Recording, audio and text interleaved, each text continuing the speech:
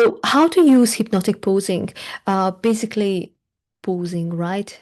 During the hypnosis in conversational hypnotherapy, for instance, you might want to use hypnotic posing when you are noticing an unconscious moment. So the client is talking, most of it is conscious narrative, and then something happens, you notice an unconscious moment, and then you ask them something, and they might actually answer something other than you can see that the answer is conscious, but there is something else there. So you can, as you're asking the question, you can pause and then maybe extend that pause, because as you are doing that, it brings the client's focus to the question.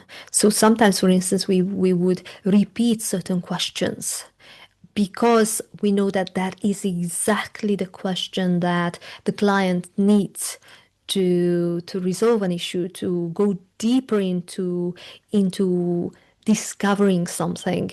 That, but if the first answer is an automatic answer, you can see that that's all just conscious, then you want to repeat it and you can emphasize it, the importance of that question, by pausing.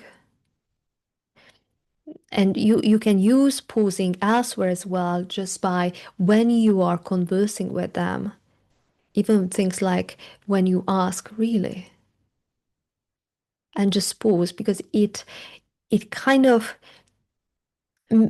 brings a bit of tension in and invites the client to really think about something, to look at that question, look at that remark, look at whatever they might have said before as well, more critically, differently.